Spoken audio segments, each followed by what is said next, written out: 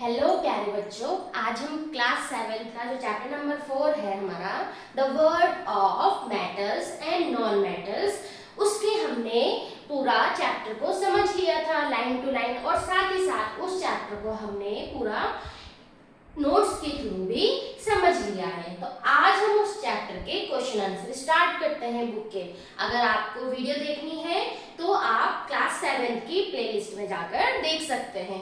तो आज हम स्टार्ट करते हैं इस चैप्टर का, जो कि है हमारा the word of matters and non matters, NCERT के क्वेश्चन एंड आंसर। ओके, तो सबसे पहले है let us enhance our learning. Which metal is commonly used to make food packaging materials, as it is cheaper and its thin sheets can be folded easily into any shape। यहाँ पे पूछा गया है कि इनमें से ऐसा कौन सा मटेरियल है जो कि आपका फूड पैकेजिंग के लिए यूज किया जाता है और साथ ही साथ वो क्या होता है, चीपर होता है। ठीक है, कैसा होता है, सस्ता होता है। ठीक है, तो आप लोगों ने देखा होगा एल्यूमिनियम की जो फॉइल होती है वो आप लोग यूज करते हैं, तो इसका आंसर हो जाएगा aluminium. Answer is aluminium, first one वाला। ठीक है, कॉपर, आयरन, गोल्ड नहीं है, राइट आंसर इज एल्यूमिनियम। तो आंसर है आपका aluminium. Now the second one is which of the following metal catches fire when it comes in contact with water. इसमें से कौन सा ऐसा मेटल है जो कि वाटर के कांटेक्ट में आने से मतलब रिएक्ट कर जाता है? तो कॉपर, एल्यूमिनियम, जिंक या सोडियम। तो राइट आंसर इज सोडियम। आपने पढ़ा था ना कि सोडियम को केरोसिन में रखा जाता है ताकि वो एयर और वाटर के साथ में रिएक्ट ना करे। तो right answer is sodium. Okay, now the next one is state with reasons whether the following statements are true or false। आपको बताने हैं स्टेटमेंट्स, आपको कुछ गिवन है और आपको ये बताने हैं कि ये जो स्टेटमेंट है, these statements are true or false। ये ट्रू है या फॉल्स है, with reason, है ना। you have to give a reason also। okay, now the first one is aluminium and copper are examples of non-metals used for making utensils and statues। तो सबसे पहले यहाँ पे क्या बताया गया है कि aluminium and copper are example of non metals. तो यहाँ पे ये स्टेटमेंट ही गलत हो गई है। तो ये आपका जो स्टेटमेंट है ये क्या है, फॉल्स है, क्योंकि हमें पता है कि जो एल्यूमिनियम है, कॉपर है, ये किसके एग्जांपल है, these are example of metals. किसके एग्जांपल है, मेटल्स के एग्जांपल है। तो जब यही वाला यहाँ पे ये गलत हो गया तो आगे हमें बढ़ने की जरूरत ही नहीं है। It means this statement is false. Reason is aluminium and copper are metals not non metals. जो एल्यूमिनियम और कॉपर हैं वो मेटल्स होते हैं, ना कि नॉन मेटल्स। इतना समझ आया। Now the second one is metal form oxide. ठीक है, मेटल्स क्या फॉर्म करते हैं, ऑक्साइड्स फॉर्म करते हैं when combined with oxygen, the solution of which turns blue litmus paper to red. ठीक है, तो मेटल क्या, जब मेटल आपके ऑक्सीजन के साथ में रिएक्ट करते हैं तो मेटल के ऑक्साइड्स फॉर्म करते हैं। ठीक है, ये सही है, लेकिन आगे क्या है, जो उसका सॉल्यूशन है, इसका जो सॉल्यूशन होता है वो क्या करता है, ब्लू लिटमस को रेड में कन्वर्ट करता है, जो कि क्या है, फॉल्स है। ठीक है, ये क्या करता है, मेटल ऑक्साइड का जो सॉल्यूशन है it turns red litmus to blue. ये रेड लिटमस को ब्लू में कन्वर्ट करता है। It means it is basic in nature. ये बेसिक होते हैं नेचर में। और यहाँ पे जो बताया गया है कि ब्लू को रेड में कन्वर्ट कर रहे हैं, जो कि रॉन्ग है। It means this statement is also false. और reason is metal oxides are basic in nature, they turn red litmus paper to blue. ये क्या करते हैं, रेड लिटमस पेपर को ब्लू में कन्वर्ट करते हैं। इसीलिए ये वाला स्टेटमेंट यहाँ पे जो ऊपर दिया है उसका अपोजिट बोला था, फॉल्स हो गया। Now the next one is oxygen is a non metal essential for respiration. Oxygen क्या है, हमने एक पढ़ा था ना लास्ट, जब हमने चैप्टर के लास्ट में पढ़ा था कि ऑक्सीजन एक नॉन मेटल है। ठीक है, जो कि हमारे लिए क्या है, इंपॉर्टेंट है, हमारी लाइफ के लिए इंपॉर्टेंट है, रेस्पिरेशन के लिए इंपॉर्टेंट है। It means it is true. ठीक है, ट्रू। ठीक है, रीजन वही लिख देना है, oxygen is non metal and is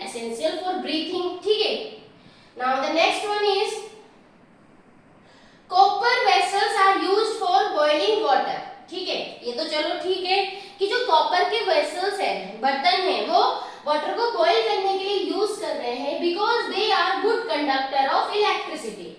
अब यहाँ पे बात किसकी हो रही है? हीट की बात हो रही थी कि बॉईल कर रहे हैं, इट मींस हम हीट दे रहे हैं, लेकिन लास्ट में उसने बोल दिया कि गुड कंडक्टर ऑफ इलेक्ट्रिसिटी। अगर यहाँ पे ऐसे बोला होता कि they are good conductor of heat, तब तो इस स्टेटमेंट ने ट्रू होना था, लेकिन यहाँ पे उसने ऊपर तो बात यहाँ पे हीट की कर दी और नीचे यहाँ इलेक्ट्रिसिटी बोल दिया।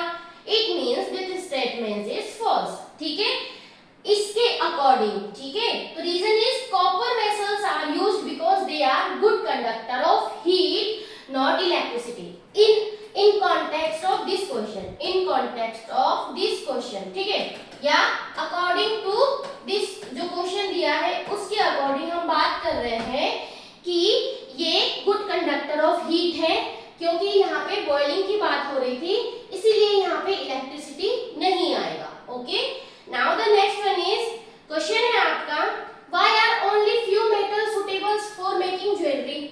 हमने देखा था कि कुछ मेटल्स ही ज्वेलरी बनाने के लिए यूज किए जाते हैं, ऐसा क्यों?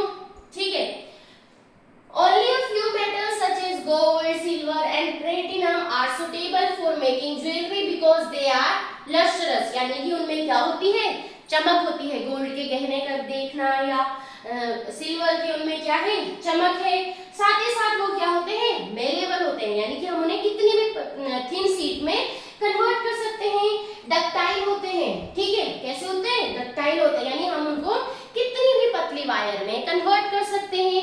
एंड साथ ही साथ एंड रेजिस्टेंस टू कोरोजन, और उनमें कोरोजन भी जल्दी से नहीं होता है, यानी कि मेटल जल्दी से खराब नहीं होता है। जैसे आपने आयरन देखा, आयरन अगर बाहर रहता है तो बहुत जल्दी खराब हो जाता है, लेकिन जो ये है ये भी होते हैं, धीरे धीरे खराब होते हैं, लेकिन इतनी जल्दी नहीं होते हैं। ठीक है, now the next one is, क्योंकि इतना समझ आया कि कुछ ही मेटल्स को ज्वेलरी बनाने के लिए क्यों यूज किया जाता है? Because they are lustrous, malleable, ductile and resistance to corrosion. Now the match the uses of metals and non metals. Uses of metals और नॉन मेटल्स आपको गिवन है कॉलम फर्स्ट में with the jumbled names of metals and non metals given in column second. Column 1 में आपको uses दिए गए हैं और कॉलम सेकंड में आपको उन मेटल्स और नॉन मेटल्स के नाम गिवन हैं जो कि जंबल्ड वर्ड में दिए गए हैं, आपको उनको लिखना है। ठीक है, तो ये है आपका। Now used in electrical wiring. Electrical wiring में क्या यूज किया जाता है? कॉपर। ठीक है, ये हो जाएगा इसका कॉपर। इलेक्ट्रिकल वायरिंग में यूज किया जाता है copper. Okay, most malleable and ductile, आपने पढ़ा था कि silver and gold are gold and silver, तो सबसे पहले हम लेते हैं गोल्ड को। ठीक है, तो ये हो गया gold. Living organism can not survive without it.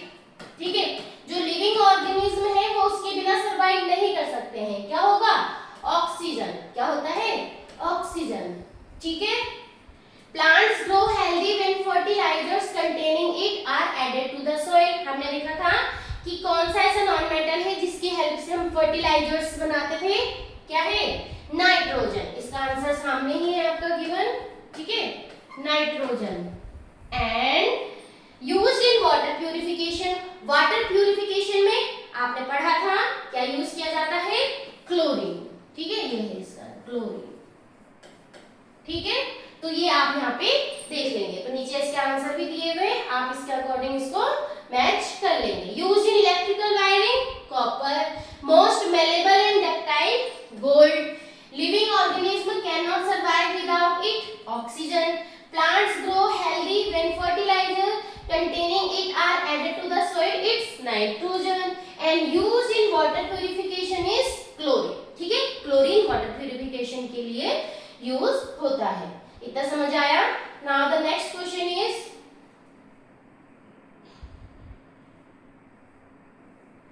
What happens when oxygen react with magnesium and sulphur.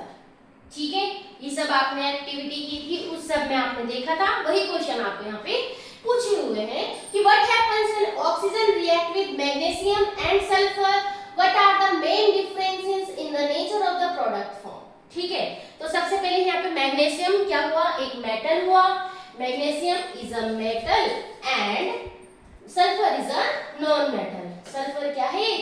Non metal है। अब हमको बताना है कि जब मैग्नीशियम और सल्फर ऑक्सीजन के साथ में रिएक्ट करते हैं, ठीक है, एयर के साथ में रिएक्ट कर रहे हैं, तो उनसे क्या प्रोडक्ट फॉर्म होते हैं, है ना, कौन सा नया प्रोडक्ट फॉर्म होता है, और साथ ही साथ उनके प्रोडक्ट में क्या डिफरेंस है, ठीक है। तो when the magnesium react with oxygen it burns with a dazzling white flame and forms magnesium oxide which is basic in nature। ठीक है, आपने देखा था कि जो मैग्नीशियम रिबन था उसको जब आप बर्न करते थे उसमें डेजलिंग व्हाइट फ्लेम प्रोड्यूस होती थी, जो कि फिर वो बर्न होने के बाद एक पाउडर देता था जो कि क्या होता था, मैग्नीशियम ऑक्साइड। और इसका नेचर कैसा होता था, बेसिक नेचर होता था। इट मींस ये रेड लिटमस को किसमें कन्वर्ट करता है, ब्लू में कन्वर्ट करता है, ठीक है, रेड को ब्लू में करता है। अब हम सल्फर को देखते हैं। When sulphur react with oxygen it forms sulphur dioxide. क्या फॉर्म करता है, सल्फर डाइऑक्साइड फॉर्म करता है। और when sulphur dioxide dissolve in water, और जब हमने क्या किया, सल्फर को पहले हीट किया, ठीक है, तो उससे सल्फर डाइऑक्साइड फॉर्म हुआ, और जब हम सल्फर डाइऑक्साइड में वाटर ऐड किया तो वो क्या फॉर्म करता है, सल्फ्यूरस एसिड फॉर्म करता है which is acidic in nature। जिसका नेचर कैसा होता है, एसिडिक होता है। It means it convert blue litmus to red, वो ब्लू को रेड में कन्वर्ट करता है। तो यहाँ से क्या समझ आया कि दोनों में आपने क्या डिफरेंस देखा, दोनों के प्रोडक्ट में, कि जो मेटल के ऑक्साइड्स हैं those are basic in nature, and जो नॉन मेटल्स के ऑक्साइड्स हैं those are acidic in nature. तो ये इनके बीच में डिफरेंस है कि metal oxides are basic where is non metal oxides are acidic in nature. इतना आपको समझ आया? ये सब आपने चैप्टर में भी अच्छे से समझा हुआ है, ठीक है, साथ ही साथ यहाँ पे भी समझ लेंगे। Now complete the following flow chart. यहाँ पे आपको एक फ्लो चार्ट गिवन है, you have to complete it, ठीक है। यहाँ पर है question mark air plus heat, उसने एस बनाया। जब हमने उसमें वाटर ऐड किया, ठीक है, तो उसमें क्या हुआ, फिर से यहाँ पे question mark is given, add blue and red litmus solution separately, आपको अलग अलग देखना है, एक बार रेड एक बार blue, change in blue litmus solution and change in red litmus solution. तो यहाँ पे अगर आपको यहाँ आगे से समझ नहीं आ रहा तो लास्ट में आके देखो कि इसने क्या किया। अभी आपने ऊपर क्वेश्चन भी देखा है, आप लास्ट में देखो कि इसने रेड लिटमस को ब्लू में कन्वर्ट किया, ठीक है, रेड लिटमस को किस में कन्वर्ट किया, ब्लू में कन्वर्ट किया। और जो रेड को ब्लू में करते हैं कन्वर्ट, वो कैसे होते हैं, बेसिक इन नेचर। कैसे होते हैं, basic in nature.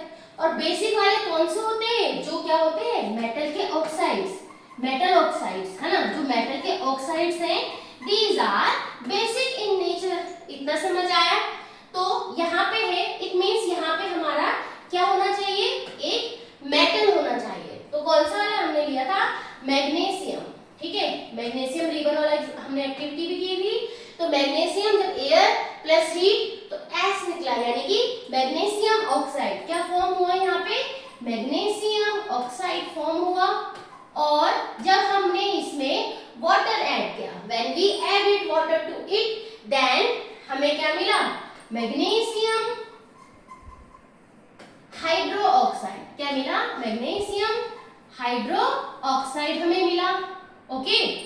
Add blue and red litmus, तो जब हमने ब्लू लिटमस पेपर इसमें रख के देखा तो उसमें कोई चेंज नहीं हुआ, नो चेंज, ओके। और यहाँ पे आपने देख लिया कि ये आपका रेड टू ब्लू में कन्वर्ट हो गया। तो जब आपने ये क्वेश्चन देखा, आपको यहाँ से समझ नहीं आएगा तो आपको क्या देखना है, जब पूरा आप इस क्वेश्चन को पहले देखना है, तो लास्ट में आपने देखा कि it is converting red litmus solution to blue. जो रेड लिटमस है उसको ब्लू में कन्वर्ट कर रहा है, it means it is basic in nature. इसका मतलब ये बेसिक हुआ। और आपको याद होगा कि बेसिक कौन से ऑक्साइड्स होते हैं, मेटल के oxides are basic in nature. तो आपने यहाँ पे देख लेना है, यहाँ पे आपको कोई मेटल लेना है। और आपने एग्जाम्पल में अभी तक चैप्टर में पढ़ा, तो मैग्नीशियम आपने पढ़ा, तो मैग्नीशियम लिया, ठीक है। जब उसको एयर हीट दी तो यहाँ पे एक एस है ना, पाउडर, व्हाइट पाउडर निकला, जो कि है आपका मैग्नीशियम ऑक्साइड। इसके आपने जब वाटर में ऐड किया तो आपको मिला magnesium hydro oxide. Blue litmus में इसने कोई चेंज नहीं किया और रेड को ब्लू में कन्वर्ट कर दिया। तो ये क्वेश्चन यहाँ पे आपका ऐसे हो जाएगा। ये समझ आया? तो यहाँ पे ये इस तरीके से दिया हुआ है, ठीक है। Now you are provided with following materials. Discuss which material would be your choice to make a pan that is most suitable for boiling water and boil. यहाँ पे आपको कुछ मटेरियल्स गिवन है और आपको चूज करना है कि इनमें से कौन से मटेरियल लेंगे आप अगर आपको पानी को गर्म करना है, बॉईल करना है, ठीक है। तो यहाँ पे कुछ एग्जांपल दिए हैं, iron, copper, sulphur, coal, plastic, wood, cardboard, ठीक है। तो सबसे पहले हम देख लेते हैं, iron is a metal. Iron क्या है? आयरन एक मेटल है, कॉपर भी एक मेटल है, ठीक है। सल्फर नॉन मेटल हो गया, ठीक है। कोल, प्लास्टिक, ये सब तो आपको पता है कि जैसे कोल है, प्लास्टिक है, वुड है, ये आपके काम नहीं आएंगे। सल्फर एक नॉन मेटल है जो नहीं आएगा, लेकिन जो आयरन एंड कॉपर है, आपको पता है कि iron and copper are metal and good conductor of heat, ठीक है, गुड कंडक्टर ऑफ हीट। इसीलिए अगर आपको चॉइस मिलती है तो आप क्या करेंगे, फर्स्ट नंबर पे आपका चॉइस होगा कॉपर एंड देन आयरन। इन दो मटेरियल्स को आप लेंगे जिनकी आपको वाटर को बॉईल करने के लिए काम आएगा। तो देख लेते हैं, I would choose copper or iron to make the pan because they are good conductors of heat, ठीक है। वो क्या होते हैं? good conductors of heat है। They transfer heat quickly, उसमें क्या होता है, हीट ट्रांसफर होती है, और and are strong enough for cooking, और कुकिंग के लिए भी स्ट्रॉन्ग है, ठीक है। तो ये रीजन होगा कि we would choose copper and iron, ठीक है। Now the next one is you are provided with 3 iron nails. आपके पास 3 आयरन नेल्स गिवन है, कील है, each dipped in oil, ठीक है। एक आपके ऑयल में डिप है, एक आपके वाटर में डिप है और एक आपकी विनेगर में डिप है, ठीक है। Which iron nail will not rust and why? इनमें से कौन सी आयरन नेल है जो जिसमें की रस्ट नहीं लगेगा, ठीक है। The iron nail dipped in oil will not rust, ठीक है। ये कंडीशन अगर गिवन है, मान लो ये है, ये आपकी कील है, ठीक है, इसमें ये आपका ऑयल है, तो इसमें ये नहीं बोले कि ऊपर से इसको ढका हुआ है, ठीक है, ऐसा सिंपल है। फिर आपका ये है, ये आपकी नेल है और इसमें ये वाटर है, ठीक है। नाउ थर्ड वन इज ये है, इसमें आपकी कील है और इसमें ये आपका विनेगर प्रेजेंट है, ठीक है, विनेगर इज हियर। तो जो इसमें से आपने पढ़ा था कि अगर हम किसी आयरन ऑब्जेक्ट में क्या कर दे, ऑयलिंग कर दे, पेंट कर दे, तो उससे हम जस्ट रस्ट लगने से उसको प्रिवेंट कर सकते हैं। तो आयरन में डिप्ड इन ऑयल, जो ऑयल में डिप है, विल नॉट रस्ट, ठीक है, उसमें जंग नहीं लगेगा, because the oil prevents air and moisture from coming in contact with the iron surface. जो ऑयल है वो मॉइस्चर और एयर को उस आयरन नेल के कांटेक्ट में आने से रोकता है, और बाकी जो ये वाटर है और विनेगर है ये उनको रोक नहीं पाएगा, ठीक है। इसीलिए जो ऑयल के साथ में डिप्ड है वो आयरन नेल में रस्ट नहीं लगेगा।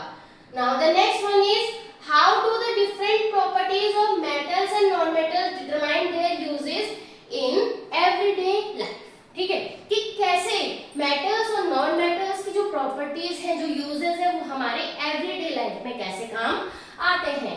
मेटल्स आर यूज्ड फॉर, सबसे पहले मेटल्स के लिए देख लेते हैं कि metals are used for making utensils, बर्तन बनाने के लिए, इलेक्ट्रिकल वायर्स के लिए, टूल्स के लिए एंड मशीन्स के लिए, बिकॉज दे आर स्ट्रॉन्ग, ठीक है, lustrous, malleable, ductile and good conductors of heat and electricity।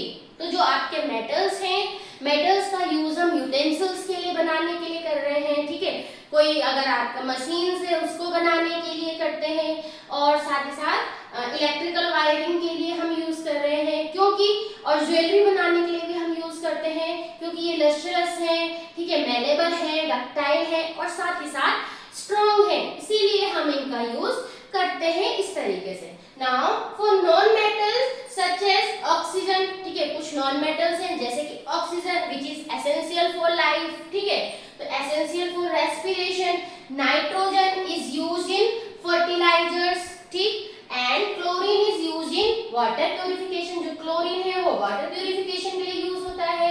And iodine is used as a antiseptic, ठीक है, और जो आयोडीन है वो आपका एज एन एंटीसेप्टिक यूज हम करते हैं, ठीक है, जब चोट लग जाती है तो आयोडीन का सॉल्यूशन हम लगाते हैं। Now one of the method of protecting iron from getting rusted is put a thin coating of zinc metal over it. Since sulfur does not react with water, can it be used for this purpose? Justify your answer. हमने पढ़ा था कि iron को अगर rust से बचाना है तो एक मेथड ये भी होता है कि हम उसमें जिंक की कोटिंग कर देते हैं। इट मींस गैल्वेनाइजेशन अगर हम कर दें तो हम उसको रस्ट लगने से बचा सकते हैं। वैसे ही हमने पढ़ा था कि जो सल्फर है, सल्फर वाटर के साथ में कोई रिएक्ट नहीं करता, तो अगर हम उसमें जिंक न लगा के सल्फर का यूज करें तो क्या हम उसमें रस्ट लगाने से बचा सकते हैं? तो आपने अपने आंसर को जस्टिफाई करना है, यस और नो क्या है। तो हमारा आंसर है no, sulphur can not be used for this purpose. Sulphur को हम इस पर्पस के लिए यूज नहीं कर सकते कि हम उसकी कोटिंग आयरन ऑब्जेक्ट के ऊपर करें, because it is a non metal. वो क्या है? एक नॉन मेटल है। It does not form a strong protective coating like zinc, ठीक है, ये जिंक की तरह उतनी प्रोटेक्टिव लेयर फॉर्म नहीं करेगी। Zinc protect iron from rusting by forming a durable metallic layer, ठीक है, तो वो नॉन मेटल है सल्फर, तो वो ऐसी लेयर फॉर्म नहीं कर सकती जैसे कि जिंक कर रही है। जिंक कैसी लेयर फॉर्म कर रही है? जिंक भी मेटल है तो वो मेटेलिक लेयर फॉर्म कर रही है, जिसकी वजह से उस लोहे में जंग नहीं लग रहा है, ठीक है, तो इसका आंसर आपका ये हो जाएगा। Now the last one is, last है आपका कि an iron Smith heat iron before making tools, why is heating necessary in this process. आपने देखा था स्टार्टिंग में चैप्टर के कि जो लोहार है वो क्या कर रहे थे, आयरन के अगर वो टूल्स कोई बना रहे थे तो उससे पहले वो आयरन को क्या कर रहे थे, बहुत ज्यादा हीट कर रहे थे। तो ये प्रोसेस क्यों जरूरी है, हीटिंग की process? Heating makes iron soft and easy to सेक। हीटिंग क्या होती है, जैसे आयरन क्या होता है, बहुत हार्ड होता है, आप उसको इजीली तोड़ नहीं सकते, मोड़ नहीं सकते, लेकिन जब हम उसे बहुत ज्यादा हीट करते हैं तो वो कैसा हो जाता है, सॉफ्ट हो जाता है, और जिसकी वजह से वो उसको किसी भी शेप में कन्वर्ट कर सकते हैं। The iron smith can be hammer the hot iron into the required shape without breaking it. तो वो क्या करते हैं, उसको जब हीट करते हैं और जब उसको हैमर से बीट करते हैं उसको, तो क्या होता है उससे, वो उसको किसी भी शेप में कन्वर्ट कर देते हैं बिना उसके टूटे। इसीलिए वो क्या करते हैं, अगर उनको कोई टूल्स बनाने हैं, कुछ बनाना है, तो उनको क्या करना है, उस आयरन को पहले बहुत ज्यादा हीट करना होता है, इसीलिए वो उसको अपने रिक्वायर्ड शेप के अकॉर्डिंग कन्वर्ट कर सकते हैं विदाउट ब्रेकिंग इट। तो यहाँ पे थे आपके टोटल क्वेश्चन 12, ठीक है, तो ये थे आपके चैप्टर के, ठीक है, एनसीईआरटी बुक के question, chapter number 4 of science class 7, जो कि है आपका the world of metals and non metals. तो ये चैप्टर आज आपका यहाँ पे कंप्लीट होता है। इस चैप्टर को हमने बुक से भी समझ लिया, उसके नोट्स समझ लिए, और साथ ही साथ जो बुक के क्वेश्चंस हैं उनके आंसर भी हमने आज देखे हैं, उनको समझ लिया है। अगर वीडियो आपको पसंद आए please like, share and subscribe, और साथ ही साथ अगर अच्छा लगे तो कमेंट भी करें। तब तक के लिए नमस्कार, धन्यवाद, बाय बाय।